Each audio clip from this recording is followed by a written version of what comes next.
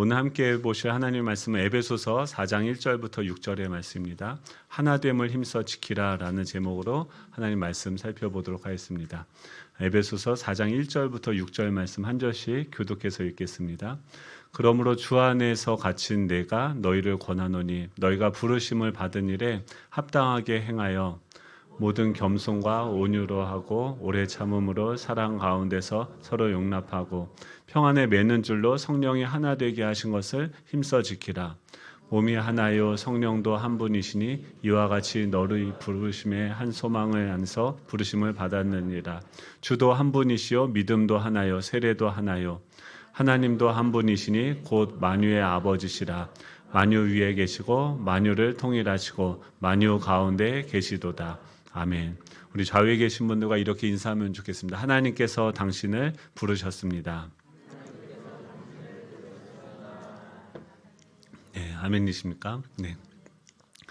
저희들이 에베소서를 살펴보고 있는데요. 에베소서 1장 1절부터 2절에는 이제 여는 편지를 쓸 때 여는 인사를 하고 마지막에 6장 21절에서 24절까지는 마치는 인사를 합니다. 그 여는 인사와 마치는 인사를 빼면 그 중간에 있는 내용은 크게 두 가지로 나뉠 수가 있습니다. 첫 번째는 뭐냐면 하나님께서 죄와 허물로 죽었던 우리들을 그리스도의 은혜로 다시 살리셨다. 공동체로 우리를 재창조하셨다라는 것이고 그런 절망 가운데 있는 우리를 위해서 하나님은 어떤 분이시고 어떤 일을 하시는지에 대해서 이야기를 한다고 한다면 후반부 오늘 본문부터는 지난번까지 살펴본 거는 그 하나님이 우리를 위해서 어떤 일을 하셨는가. 오늘부터는 그런 하나님께 은혜를 받은 우리가 이제 어떻게 살아가야 되는가에 대해서 이야기를 하고 있습니다. 하나님께서 우리를 위해서 어떤 일을 하셨습니까? 하나님께서 우리를 부르셨다라고 이야기하죠. 요즘에 이제 출애굽기 새벽 큐티 본문 이제 끝났고 오늘부터 이제 고린도후서로 넘어가는데 출애굽기에 보면 그 모세가 어떻게 하나님을 알게 되어졌는지가 나오죠. 처음에 모세의 전반전의 인생은 무엇입니까? 자신이 그 애굽에서 스스로 인정받기 위해서 쟁투하고 그 왕궁에서 자라지만 거기서 왕자로서 인정을 받기 위해서 수많은 경쟁과 또 그 보이지 않는 암투 이런 그 전쟁 속에서 이 모세는 자신의 존재, 자신의 영역들을 확보하기 위해서 자라가는 것이죠. 끊임없이 자기가 거기서 자신의 자리를 쟁취하려고 애를 쓰는 거죠. 주류에 이 모세가 들어갈 수 없을 것과 같은 생각이 드니까 이 모세는 무엇을 선택합니까? 그곳에 노예 신분으로 있었던 그 이스라엘 사람들을 조직화하고 정치화해서 자신의 어떤 권력, 새로운 정권을 창출하기 위한 도구로 삼고 그들을 위해서 자신이 그들의 편에 서서 뭔가 도움을 취하는 것이죠. 그런데 결론은 어떻게 됩니까? 모세는 당연히 이스라엘 백성들, 히브리 노예들을 도우면은 그 사람들이 와 하면서 자기를 따라줄 줄 알았는데 그들은 오히려 자기를 따르지 않고 그들에게서도 속할 수 없게 되어지고 애굽에서도 속할 수 없는 그런 신세가 되어지죠. 결국 이 모세가 인생의 전반전에서 자신의 존재를 증명하기 위해서 도전했던 모든 시도와 노력들은 실패로 끝나게 되어지고 자신은 도망자 인생으로 전락하게 되어집니다. 그리고 광야로 가죠. 광야로 가서 그런 생각을 하는 거죠. 그 어머니가 자신에게 그 유모가 자신에게 계속 이야기했던 그런 이야기 있지 않습니까? 어렸을 때 너는 그냥 태어난 존재가 아니야. 하나님이 너를 향한 어떤 계획이 있어. 하나님이 너를 사랑하셔. 너는 그냥 애굽 사람들과 비슷한 애굽 사람이 아니라 너 안에는 하나님의 계획이 있는 특별한 존재야. 이런 얘기들을 어렸을 때 들었는데 하나님, 내가 하나님을 위해서 새로운 선하게 살아보고 새로운 나라를 한번 만들어 보려고 했는데 왜 하나님 날 그때는 도와주지 않으셨습니까? 하나님, 내가 그곳에서 새로운 그 사람들을 도우려고 하는 것이 뭐 잘못된 것입니까? 근데 왜 하나님 나를 내버려 두시고 지금 이 광야에 홀로 지금 이렇게 어려움을 당하고 있는데 하나님 왜 나에게 응답하지 않으십니까? 처음에 수많은 그런 신학적인 질문들, 하나님, 나는 왜 만들었습니까? 나는 어떤 존재입니까? 나는 왜 살아야 됩니까? 무엇을 위해서 내 삶을 투자하면서 살아가야 됩니까? 수많은 질문들을 하는데 하나님은 대답하지 않으세요. 1년이 지나고 2년이 지나고 10년이 지나고 40년이 지나면서 이제 사람들에게도 잊힌바 되어졌고 자신도 자신에 대해서 이제 나는 그냥 아무것도 아닌 존재야 라고 자신의 삶을 그냥 내려놓으려고 하는 그 시점에 하나님께서 찾아오셔서 모세를 부르시는 것이죠. 모세야, 모세야, 너의 발에 신을 벗어라. 그때부터 이 모세는, 우리 인생이 다 그렇죠. 계속 애굽에서의 삶은 무엇입니까? 지금 허물과 죄로 죽었던 우리들의 삶은 무엇입니까? 그때의 삶은 돼지 같은 삶이에요. 뭐냐면 그냥 노예죠. 먹고 사는 것의 노예, 사망의 노예. 왜 열심히 일을 하십니까? 왜 열심히 공부하십니까? 라고 물어보면 애굽의 사람들은 이렇게 대답합니다. 잘 먹고 잘 살기 위해서. 살기 위해서 노력하고 살기 위해서 공부하고 살기 위해서 내가 이렇게 경쟁한다 라고 이야기하는데, 살기 위해서 그렇게 살아간다라고 하는 그 전제 기본 뿌리는 무엇입니까? 그가 사망으로부터 벗어나기 위해서 살기 위해서 지금 살고 있다라고 하는 것이죠. 그래서 사람들은요, 애굽에 있는 사람들은 그 신분이 무엇입니까? 노예고 종이죠. 종이고 노예였는데 역설적이게도 거기서 모든 것들을 다 실패하게 하는 방식으로서 모세를 그들이 추구하고 있는 최선을 다해서 얻고자 달려가고 있는 그 경주를 멈추게 하고 광야로 나오게 해서 전혀 다른 세상을 보게 하죠. 40년의 시간 동안은 무엇입니까? 자신의 생각과 자신의 계획과 자신 안에 있었던 그 욕망들을 비우는 시간들을 갖고, 그제서야 모세에게는 어떻게 합니까? 그제서야 그곳에 계시는, 애굽에도 함께하고 계셨고 그 광야에서도 계속해서 함께하시며 모세의 이름을 부르셨던 그 음성이 이제 40년이 지나서 자신의 그 내면의 욕망에서 듣던 그 귀가 이제 그 욕망의 소리들이 다 잠잠해진 그때에 하나님, 그곳에서 나를 부르시는 하나님의 음성이 들리는 것이죠. 여러분, 하나님이 우리를 구원하신다라고 하는 것은 무엇입니까? 종되었던 우리의 신분 가운데서 종이었다는 것은 뭐예요? 애굽에서 사는 것은 무엇입니까? 돼지 같은 삶이에요. 돼지는 뭐합니까? 맨날 먹고 마시고 자고 어떻게 해서든지 내가 그냥 편안하게 살 수 있는가? 마치 동물과 같이. 그러니까 홍해를 통과해서 광야에서 제사를 드릴 때는 동물을, 나의 값을 무엇으로 취하였냐면 동물 값으로 내 값을 지불하면서 하나님께 나아갔어요. 그 말은 뭐냐면 그 동물과 내가 동일시 되어지는 거죠. 자라가야 되는 거죠. 가죽옷을 지어 입혀서 저 동물들과 우리가 다를 바가 없는 존재인 것이죠. 이것이 처음에 우리가 창조되어진 그 모습이었죠. 우리는 어떻게 됩니까? 그 동물과 다름없는 존재에서 내가 동물들과 다르구나. 나에게 하나님께서 주신 어떤 부르심들 있구나. 나는 하나님의 형상으로 지음을 받은, 하나님을 닮은, 하나님과 교제하면서 하나님을 방식으로 이 세상을 다스리는, 이 땅을 위임해서 다스리는 그런 존재, 그런 대리인으로서 하나님이 나를 창조하셨구나. 이것이 무엇입니까? 하나님의 아들들이 되게 하신 거죠. 왜 이 창조를 하셨습니까? 하나님이 창조를 하시지 않았다고 한다면 하나님이라는 존재를 아무리 훌륭한 작가가 있다 하더라도, 지금 이 종빈 형제가 이 트럼본을 잘 분다는 얘기를 들었어요. 영재발굴단에서 뽑아갈 정도로 잘 분다는 걸 들었어요. 근데 그걸 듣고서 그렇게 아는 것과 직접 그 종빈 형제가 그 트럼본을 연주하는 것을 듣고 나서 어떻게 삶이 힘들었습니까? 그 하나하나 그 안에 어떤 여러 감정들을 담아서 그렇게 연주해낼 수 있는 게 정말 그 중3 나이에 그 나이에 나올 수 있는 그런 음색이 아니죠. 70대가 된 노가수가 그 가요 무대에 나와서 노래 한 소절을 부르는 것을 여러분 들어보셨습니까?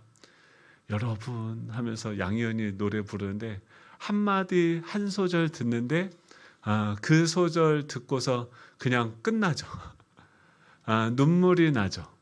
왜 그렇습니까? 그의 목소리에 그의 그 한 소절의 그 음악에 그의 70년의 인생이 담겨져 있는 거죠. 하나님은 우리를 구원하셔서 종이었어요. 나를 증명하기 위해서는 애굽의 삶은 무엇입니까? 내가 쟁취를 해야 돼요. 내가 누구인지를 증명해내야 돼요. 소유를 통해서, 관계를 통해서, 사회적인 지위를 통해서 내가 누구인지를 증명해야 되는 삶이 바로 그 애굽에서 종된 삶이라고 한다면, 그런데 그래서 많은 소유를 얻고 지위를 갖고 눈에 보이는 모든 것들을 취함에도 불구하고 죽을 때는 어떻게 합니까? 끊임없이 그 집 한 칸 더 늘리다가 결국 죽고 아무것도 갖지 못하고 모든 것을 다 붙잡으려고 하지만 아무것도 갖지 못하고 죽고 빈손으로 가는 인생이 바로 종된 인생이고 돼지 같은 인생이죠. 자신의 그 욕망만을 추구하고 그 욕망만을 챙기고 채우고자 애쓰다가 결국은 죽고 마는 인생이 바로 애굽에서의 삶이었죠. 하나님은 우리를 그 동물과 다름이 없는 그런 인생들을 출애굽을 시켜서 가나안 땅을 우리에게 선물로 주셔요. 새로운 집에 들어가서 새로운 나라, 새로운 사회에 들어가서 우리가 살게 하십니다. 그런데요, 여러분, 이 광야 그 중간에 이 애굽과 가나안 그 사이에 40년이라는 그 광야의 시간이 우리에게 필요한 거예요. 왜냐하면은 이 40년을 하나님이 그 말씀은 우리를 계속 시험 문제를 내고 문제를 풀게 하고 개념을 이해하게 해요. 인간이 무엇인지, 인생이 무엇인지, 우리가 왜 존재하는지, 이 세상이 무엇인지 하나님이 계속해서 하나씩 우리에게 말씀하시는 거죠. 이 모든 세상을 내가 만들었다. 그런데 내가 만든 피조물 중에 너가 최고다. 너를 보면서 나는 기쁨을 이기지 못했다. 그리고 나를 닮은 존재로 만들어서 나의 형상으로 만들어서 나를 닮은 존재로 너가 이 모든 만물을 다스리도록 내가 너에게 이 모든 나의 권한을 위임하고자 한다. 그러니까 너는 계속 그 에덴 동산에서 나를 깊이 만나고 그 침상에서 아빠 이거는 어떻게 해야 돼요? 저거는 어떻게 해야 돼요? 생명나무를 날마다 따먹으면서 이 아버지의 그 장성한 분량까지 이 동물과 구분이 될 수 없었던 그 수준에서 하나님 자녀의 신분이 되어졌지만 여전히 동물적 수준으로 살아가고 있는 그 인간을 아버지는 계속 어떻게 합니까? 양육하고 자라가고 장성해서 아버지의 수준까지 자라가게 하시는 거죠. 하나님의 이 창조가 얼마나 위대하냐면 무에서 유를 창조하세요. 하나님을 닮은 하나님과 같이 인격을 가지고 있는 선택을 하고 대화를 하고 이성을 가지고 할 수 있는 그 하나님의 사랑의 대상을 만드는 일들을 성실하게 신실하게 이루어 가시는 거죠. 결국 광야에서 우리는 뭘 배웁니까? 내가 누구인지를 배워요. 우리 아빠가 누구십니까? 하나님인데요. 아버지는 어떤 분이세요? 물어보니까 아버지가 뭐라고 대답하세요? 나는 나다. 뭘 덧붙이지 않아요. 어떤 수식어가 필요 없어요. 하나님이 만든 인간은 아버지를 닮았어요. 우리는 어떤 존재입니까? 저는 어떤 존재입니까? 저는 이성범입니다. 목사고 뭐고 뭐 이런 걸 수식을 다 하지 않아도 우리는 존재 자체가 존귀한 존재이고 이 세상에 하나밖에 없는 하나님의 작품인 것이죠. 그런 우리를 대신해서 하나님이 자신의 아들을 그 값으로 십자가에서 지불하셨죠. 우리를 구원하시기 위해서 십자가를 통해서 우리의 가치를 증명해 보이셨죠. 하나님이 내가 너를 만들었고 내가 너를 불렀고 너가 지금은 방황하면서 우리의 인류 역사만큼의 그 방황의 시간들을 통과하면서 우리가 생각할 수 있는 모든 경우의 수를 선택하면서 정치적으로 이런 봉건사회가 좋은지 민주사회가 좋은지 아니면 어떤 사회가 좋은지 많은 모든 도전들을 다 허락하시죠. 다 해봐. 이것도 해보고 저것도 해보고 어떤 나라가 가장 아름다운 나라인지 다 시도해보고 다 고민해보고 다 해봐. 하나님은 허용하시고 기다리시며 우리에게 진짜가 무엇인지를 알려주시죠. 여러분, 이 하나님의 충만하심은 무엇에 덧붙여지지 않아도 우리도 결국에는 어떻게 합니까? 다 해보다가 결국 어떻게 그 고대 근동에 법도 없던 그 시대에 왕이, 그 당시에 이 애굽은 뭐예요? 애굽의 그 신들은 다 그 신을 위해서 우리가 뭔가를 희생하고 신을 기쁘게 해야지 보상을 받을 수 있는, 신을 위해서 인간이 존재한다는 세계관을 가지고 있었던 그런 시대였는데, 어떻게 그 옛날의 고대 근동에서 신이 인간을 위해서 존재하고 그 신이 인간을 위해서 희생한다, 자기를 비운다, 자신의 것을 내어준다라는 이 개념을 상상이라도 할 수 있겠습니까? 지금도 우리가 못하는 생각이에요. 백성을 위해서 어떤 정치인이 자기를 비워서 자신의 것을 내어줍니까? 우리가 그렇게 갈망하지만 그런 정치인은 없죠. 인류 모든 역사를 통해서 우리가 경험하는 것, 부분적으로 선을 행하고 부분적으로 어떤 의를 드러내긴 했지만 완전한 왕은 하나도 없다는 것을 깨닫게 되는 거죠. 결국 우리한테 예수님이 알려주는 게 뭐니까? 너희 위에 있는 신은 하나로 족하다. 하나밖에 없다. 우리 위에는요, 하나님밖에 없어요. 하나님과 우리 사이에는 그 아무도 없는 거예요. 그 말은 뭐냐면 사람 위에 사람이 없는 거예요. 사람 밑에 사람이 없는 거예요. 인간은 인간 자체로 존귀한 존재고 하나님의 형상으로 만든 모든 사람들이, 종빈이가 자꾸 미안해요. 종빈이가 이렇게 음악을 잘하고 하는 거 너무 자랑스럽죠. 근데 음악을 잘해야지만 종빈이가 존귀한 사람이라고 하면 종빈이는 늘 불안해하면서 이 트럼본으로 세상에서 1등하기 위해서 불안해하고 염려하겠죠. 그걸 위해서 우리는 존재하는 게 아니죠. 그걸로 증명을 해야 되는 존재가 아니라 이미 우리 존재는 하나님의 자녀로서 우리의 신분은 변화되어진 것이고, 다만 하나님은 우리를 대화가 되도록 우리의 수준을 동물적 수준에서 하나님의 수준으로 높이기 위해서 이 성화의 과정들, 이 광야의 시간들을 통과하도록 우리를 붙드시고 인도하시는 거죠. 여러분, 우리 삶은요, 앞으로도 쉽지 않을 거예요. 하나님이 욕심이 많으세요. 하나님 수준까지 자라가도록 계속 우리를 닥달하고, 저희 집에도 맨날 아침마다 맨날 엄마들은 뭐 하십니까?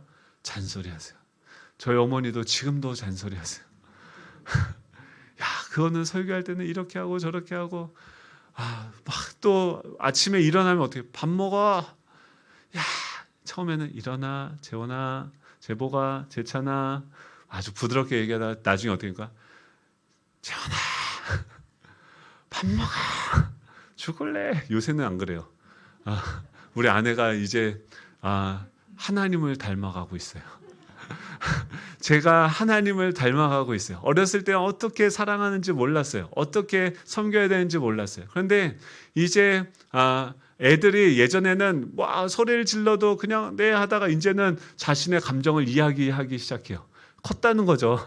이제 맘먹으려고 해요. 자기도 이제 하나의 인격체로 대우해달라고 하는 거죠. 그것을 하나님은 어떻게 합니까? 기뻐하시면서 그렇지. 너가 자유를 얻기 위해서, 종이 아니라, 왜 우리가 이렇게 힘든 삶을 살아갑니까? 광야에서 이스라엘 백성들 왜 그렇게 고통스러워요?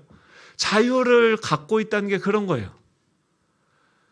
자유하게 되니까 노예였을 땐 고민하지 않던 걸 고민하게 되어지는 거예요. 내가 이제 어떻게 살아야 되지? 노예일 때는요, 그러니까 광야에서 힘든 일이 생길 때마다 이스라엘 백성들이 하나님한테 뭐라고 합니까? 하나님, 우리가 언제 구원해달라고 했어요? 언제 우리한테 자유하게 해달라고 했어요? 그냥 거기에서 맨날 시키는 거나 하면서 맨날 먹고 잘 먹고 맨날 고기 먹고 그렇게 잘 살았는데 왜 우리에게 자유를 주셔서 이 힘든 일들을 경험하게 하십니까? 그런데도 하나님은 어떻게 합니까? 자유를 줬다는 건 뭐예요? 권리와 그 책임을 우리가 갖고 있다는 거죠. 내가 무언가를 선택을 해야 되고 자유가 있기 때문에 선택하는 법을 계속 배워야 돼요. 실수하기도 하고 실패하기도 하지만 계속해서 다양한 길을 선택하고 그것에 대해서 책임을 지는 법을 배우고 그 결과들이 어떠한 것인지를, 내 선택의 결과가 어떠한 건지를 체득하면서 우리는 우리가 가진 이 자유를 배워 사용하는 법을 배워가는 것이죠. 그리고 마지막에 어떻게 됩니까? 이 자유를 가지고 우리가 갖게 된 그 권력을 어떻게 사용하는가? 여전히 권력을 줬는데 동물의 수준이면 어떻게 합니까? 그것이 폭력이 되고 착취가 되고 억압이 되겠죠. 근데 하나님이 주시는 우리에게 이 권력을 주고 이 나라를 다스리는 자로, 상속자로 우리를 만드셔서 그때 우리가 어떻게 그 권력을 사용하기를 원하십니까? 하나님과 같이.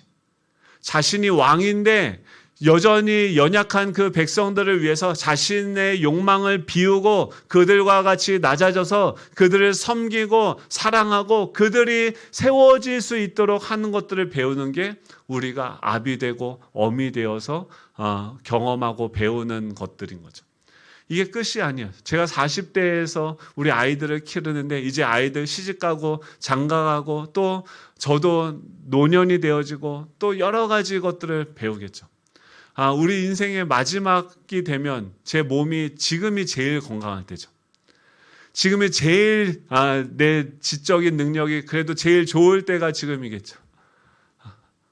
점점 더 내 겉사람은 후패해지겠죠. 근데 그 썩어 없어지는 것들을 추구하 어떻게 한 칸 집을 더 늘리기 위해서 사는 것이 아니라 지난주 사도 바울이 기도한 건 무엇입니까? 너의 속사람이 강건해지기를. 그 뿌리를 하나님의 그 사랑에 깊이 내려서 하나님의 그 사랑의 깊이와 넓이와 크기와 높이를 아는 데까지 너희가 자라가기를 원한다. 이 속사람은요, 우리가 죽어도 우리가 하나님의 나라에 들어가서도 새로운 육체를 얻게 되어지지만 우리가 이 땅에서 배우고 성숙하게 되어진 만큼 그곳에서 다스리고 섬기고 사랑할 수 있게 되어지는 거죠. 여러분, 이 사랑을 우리는 받았어요. 하나님께서 인류 역사만큼 이 선악과를 따먹는다고 했을 때 그래 허락해 주셨어요. 한번 나가서 한번 살아봐.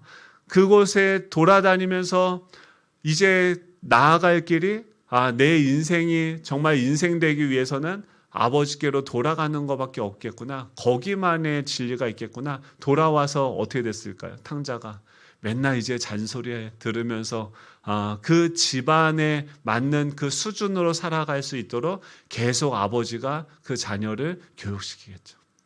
여러분, 우리에게 이 복음과 함께 고난이 주어진 이유가 무엇입니까? 우리가 하나님의 자녀로서 얻게 된 그 권리에는 책임이 따르게 되어지고 그 책임을 그 권력을 잘 행사하기 위해서는 우리가 성장하고 자라가서 우리가 하나님의 그 나라를 다스릴 수 있는, 우리 가정을 다스리고 섬길 수 있는 그 수준까지 되어져야 된다는 것이죠. 하나님이 지금 그 일하고 계시는 거예요. 쉽게 얘기해서 뭐예요? 우리를 사람 만들고 계신다. 우리를 인간으로 만들고 대우하고 계신다. 근데 부족할 때도 하나님 우리를 여전히 신뢰하시고 아무것도 변화된 것이 없음에도 불구하고 하나님은 우리를 자녀로서 자녀의 신분으로 우리를 대해 주시는 분이신 줄로 믿습니다. 근데 하나님께서 우리를 부르실 때 어떻게 부르십니까? 이성범. 네. 제가 여기 왜 왔는지 아세요? 이성범 일로 와. 네, 왔어요. 여러분, 근데요, 봤더니요, 저 혼자만 온 게 아니에요. 구원을 받고 나서 보니까 저만 구원받은 게 아니에요. 우리가 다 같이 부르심을 받았어요. 여러분, 우리가 영적인 가족이라고요. 여러분, 가족이 어떻게 가족이 됩니까? 몰라요. 사랑하니까 그냥 그 녀석이 나왔어요. 제복이가 또 나왔어요. 재찬이가 나왔어요. 하나님께서 우리를 부르셔서 한 가족이 되게 하셨어요. 우리가 이곳에 거듭나서 하나님의 자녀가 되어 보니까 나 혼자만 개인으로 거듭나게 하신 것이 아니라 예수 그리스도의 몸의 일부로서 우리를 거듭나게 하신 거예요. 부르신 거예요. 어떤 사람은 손의 기능하고 발의 기능하고 다양한 직임과 역할을 가지고서 다양한 은사를 가지고 하는 거죠. 종빈이가 저렇게 음악을 잘하면 수빈이는 어떻습니까? 저는 제 여동생이 너무 공부를 잘해가지고 맨날 집안에 포커싱이 어디 있었냐면 제 여동생한테 있었어요. 저는 맨날 뭐 했냐면 전문용어로 쿠사리 먹는 역할을 집에서 감당했었는데 기능으로 대하는 게 아니죠. 종빈이대로, 수빈이대로 우리 세 아들이 있는데 다 한 명 한 명이 너무나도 소중하고 아름답고 존귀한 존재죠. 우리가 해야 되는 것은 무엇입니까? 그 공동체 안에서 소외되는 사람들이 하나도 없이 그 존재로서 인권은 무엇입니까? 사람으로서 누릴 수 있는 권리들을 충분히 다 누릴 수 있도록 우리가 사랑하는 것이 바로 하나님께서 우리 공동체에게 원하시는 모습이겠죠. 그래서 어떻게 우리가 이뤄갈 수 있습니까? 지금 그런 것들 하나님께서 우리를 공동체로 부르셨다. 이 교회는 뭐냐면 부르셨다라고 하는 말이 교회 하면 어떤 분들은 한자로 가르칠 교자에다 모일 회자를 쓰니까 가르치는 모임이라고 생각하시는 분이 있는데 그것이 아닙니다. 그거를 이제 한국어로 한자로 말하다 보니까 그 한자 음을 갖다 쓴 것이지만 교회는 부르심을 받았다. 에클레시아라고 해요. 에클레시아는 뭐냐면 하나님께서 부르신 존재들. 우리가 여기 모인 건요. 우리의 의지가 아닙니다. 하나님께서 우리 각 사람을 부르셔서 그 부르심에 따라와서 봤더니 우리가 한 몸으로 한 공동체가 되어진 것이죠.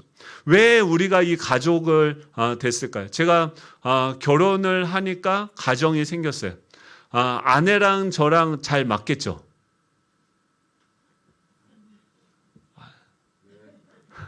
지금은 잘 맞아요. 제 아내가 오징어 볶음을 해준 게 너무 맛있어요. 근데 처음에는 진짜 안 맞았어요. 그러니까 우리가 연합되어진다고 하는 것은 뭐냐면 내가 결정하는 것이 왜 부부는 죽기 살기로 싸웁니까? 싸우면 됩니까? 안 됩니까? 싸워야죠. 왜냐하면 다르니까 소통을 하는 거죠. 근데 그래서 싸워요. 왜냐하면 제가 잘못된 걸 선택할 또 다른 사람들은 그걸 뭐 저 인간이 잘하든 못하든 안 보면 그만이에요. 근데 아내는 도시락 싸들고 말리죠. 왜 그렇습니까? 남편이 뭘 결정하는 것이 자신의 인생에 영향을 주기 때문에. 연합이라는 것은 그런 것이죠. 아내의 어떠함이 나의 어떠함이 되고 나의 실수가 아내의 실수가 되고 이 모든 것들이 한 운명 공동체가 되어지는 것이 연합인 것이죠. 부모의 잘못이 자녀들까지도 혜택을 그런 피해를 당하게 되어지는 것이고 이런 것들이 한 가족 한 몸이 되어지는 것이죠. 근데 왜 이렇게 이스라엘 백성들 한 명만 보낸 게 아니라 모세 하나만 보낸 게 아니라 그 12지파 60만 명의 한 공동체로 하나님께서 부르셨을까요?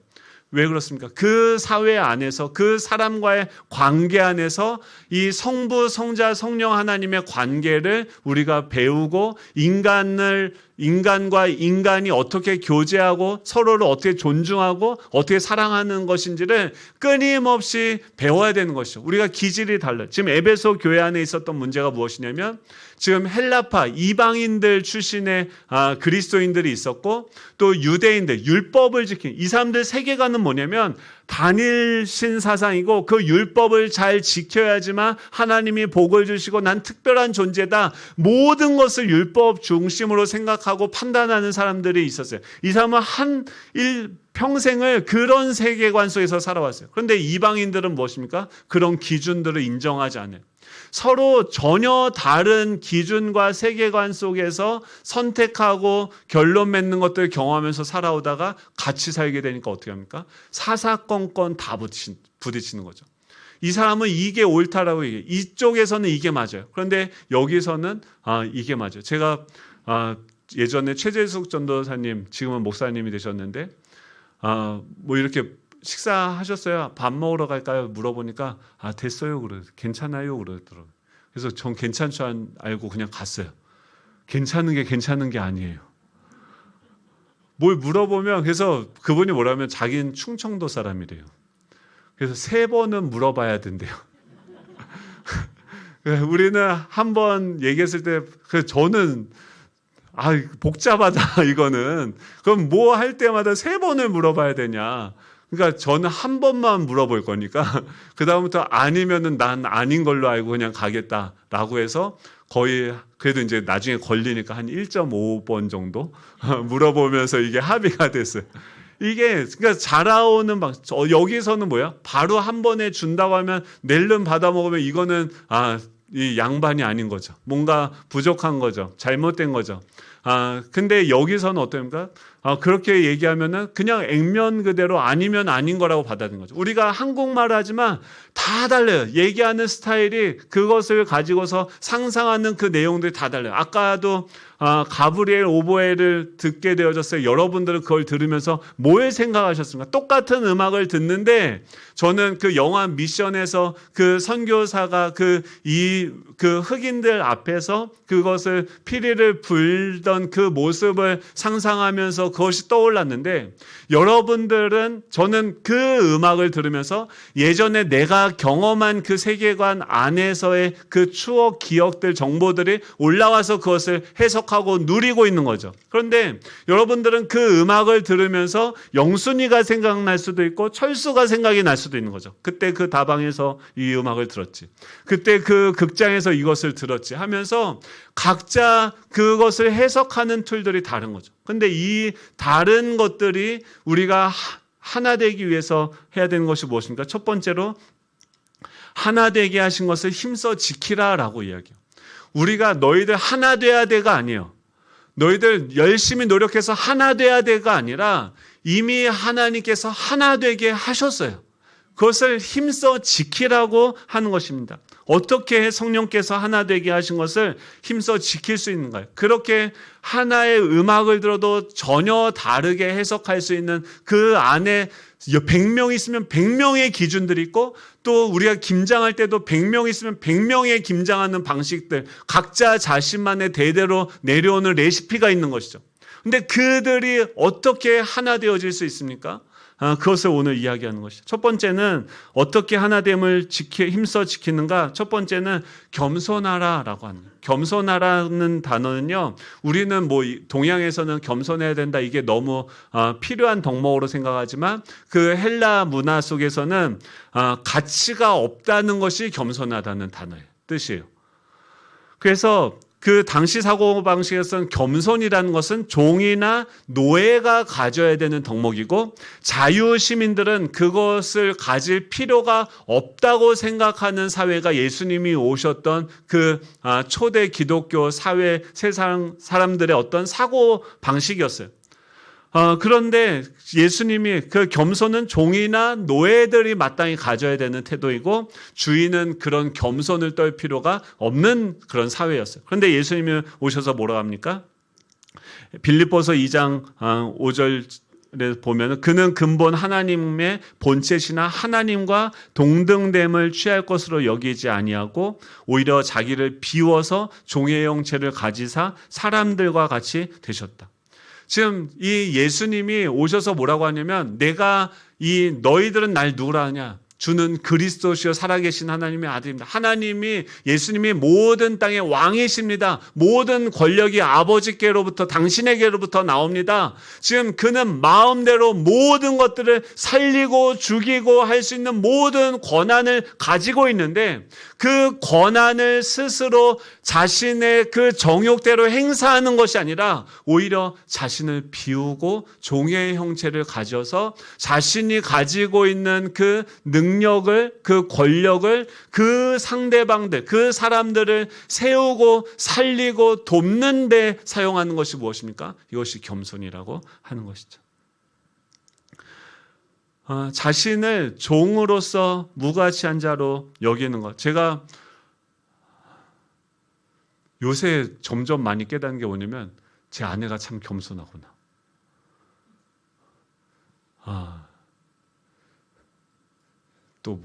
죄송해요. 네. 어려워. 이게 뭐냐면 지금까지 저희 아내가 저는 다 제가 하는 선택을 좋아서 따라왔는 줄 알았어요. 근데 요새 이제 저희가 대화를 하면서 해서 보니까 아내의 기질상 제가 이제 사람에 대해서 좀 이제 알아가다 보니까 다양한 사람들이 있고 제 아내와 같은 기질의 사람들은 제가 하는 그런 선택들을 정말 좋아할 수 없겠다라고 하는 것들을 그때 아무 얘기 없이 그냥 존중하고 따라와 줬어요. 여러분, 우리가 뭔가를 선택하고 하는 것들은 누군가의 그 배려와 섬김과 자기 비움을 통해서 있는 거예요. 우리가 점점 성장할수록 어렸을 때는 자기 것만 요구하지만 점점 자라가고 성장할수록 아버지가 되면 부모가 되니까요. 저를 위해서 뭐 할 수 있는 게 없더라고요. 돈을 벌어도요. 다 뭐 그냥 이렇게 숫자 속에 있는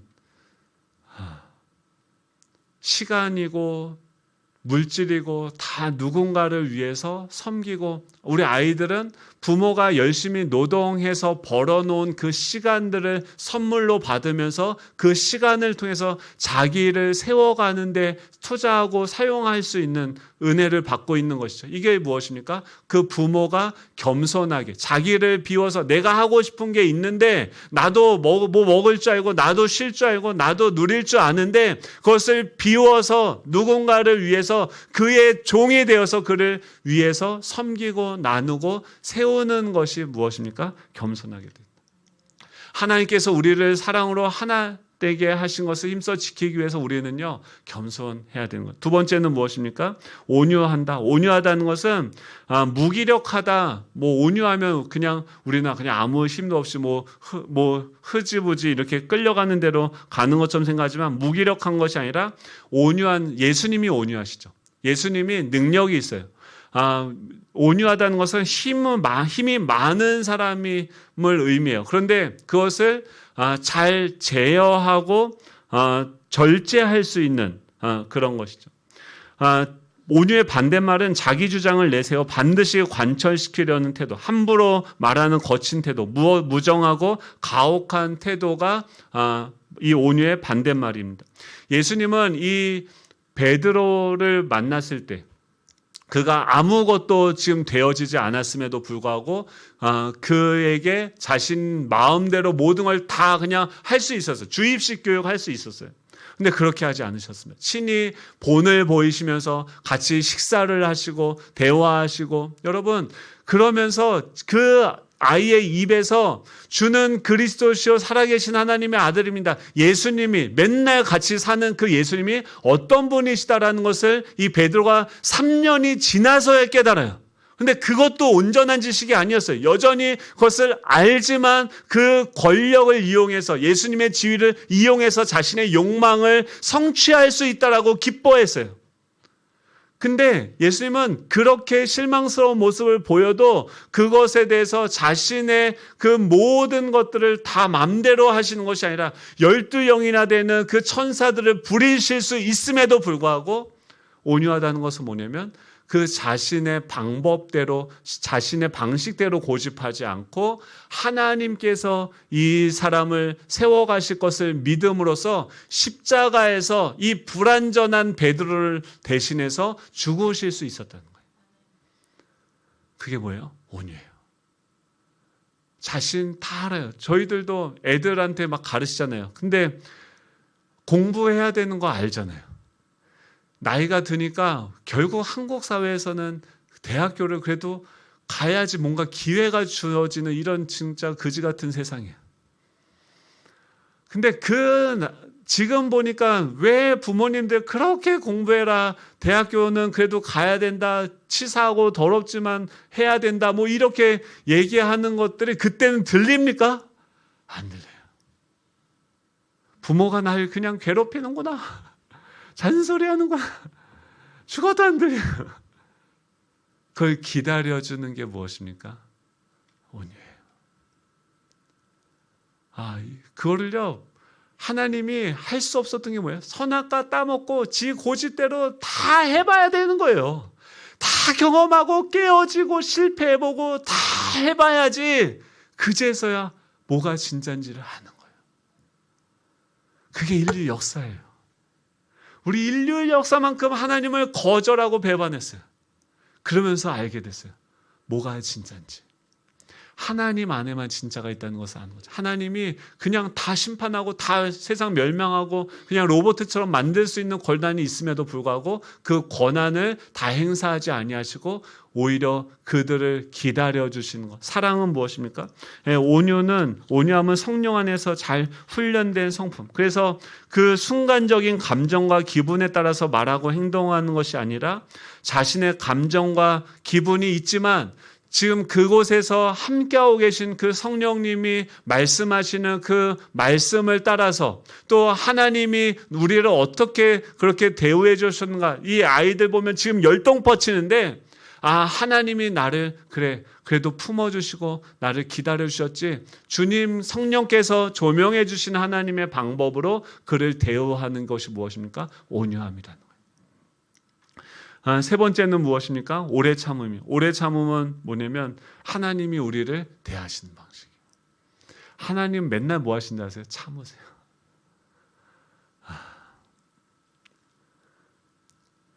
아버지가 되어봐야 저도 이제서 부모가 되어 보니까 그리고 우리 애들이 중학생이 되고 이제 고등학생이 되니까 이제서 고민하는 문제들이 있어요. 그전에는 몰랐어요. 저에만의 개똥의 철학이 있었죠. 근데 그게 맞는 줄 알았어요. 그래서 막 이렇게 저렇게 얘기했는데 제가 아직 대학생에 키워보지 못했거든요. 아직 애들 시집장가 못 보내봤거든요. 그럼 여러분들은 다 보내보시고 그때 그걸 다 아시는 거죠. 그때 가보니까 보이는 게 있는 거죠. 그러니까 제가 뭘 안다고 하는 게 굉장히 말도 안 되는 거죠. 우린 몰라요. 근데 하나님이 그런 우리를 어떤 방식으로 대하시냐면 사랑하시고 믿어주시는 거예요. 그게 무엇입니까? 오래 참으시는 거예요.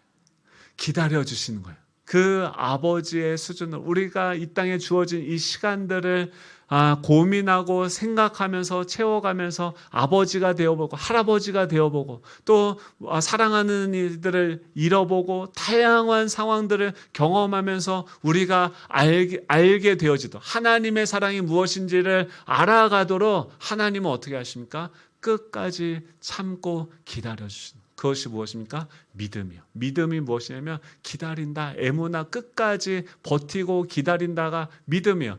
우리가 하나님이 우리를 애무나해 주세요. 믿어주세요.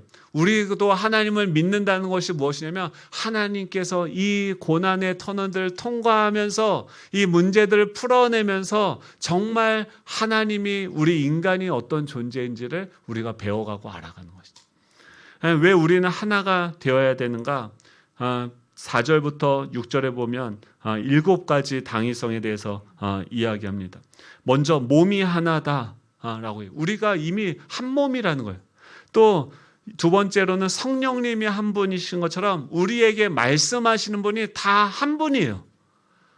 그러니까 우리가 다 달라요. 기질이 달라요. 모양이 달라요. 그런데 목소리도 다 달라요. 그런데 이것이 한 분의 지위를 쫓아가기 시작하는 거예요. 그 하나님의 그 설계도를 쫓아가기 시작하는 거예요. 그러면서 하나님이 지휘하시는 대로 하나님이 내라는 그 음들을 다양한 그 음색들이 노래를 내면서 이게 뭐가 되냐면 합창이 되고 하모니가 되어지는 거예요. 예전에는 막 이게 시끄러웠어요. 자기 소리 내고 아무 때나 막 들락날락 막 하고 불협화음이었어요. 근데 우리가 성숙해지면서 속사람이 자라가면서 물이 바다를 덮은 같이 모든 만물이 이제 하나님을 아는데 하나가 되어지는 거예요.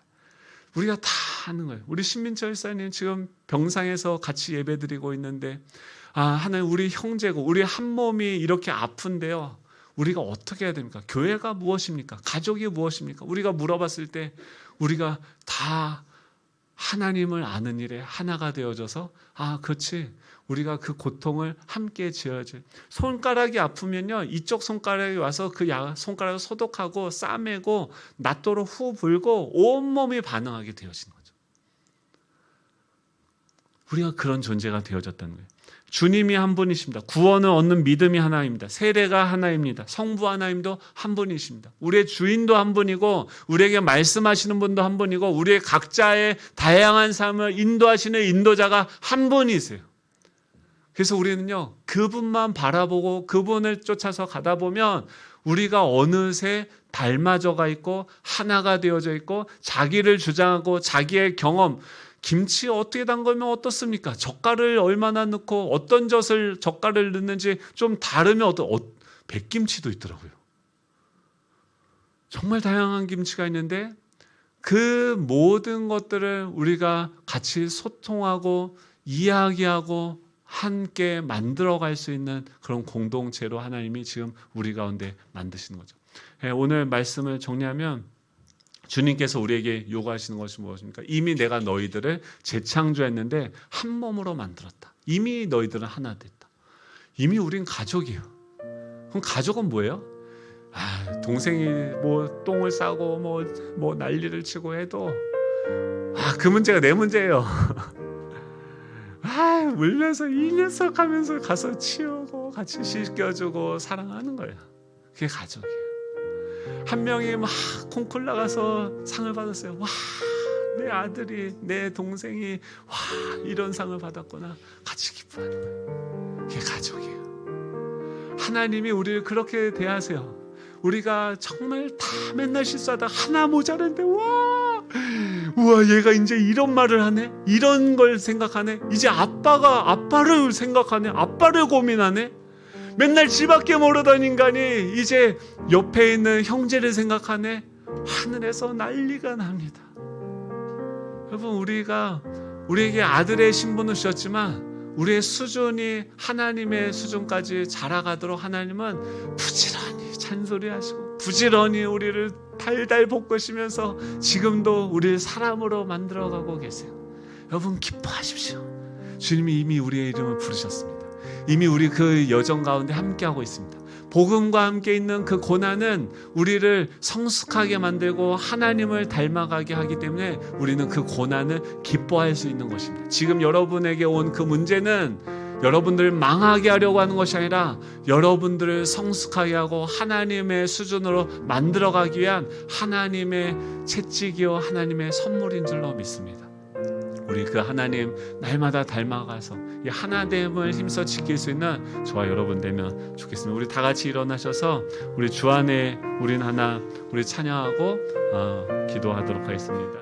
나라와 권세와 영광과 능력이 영원토록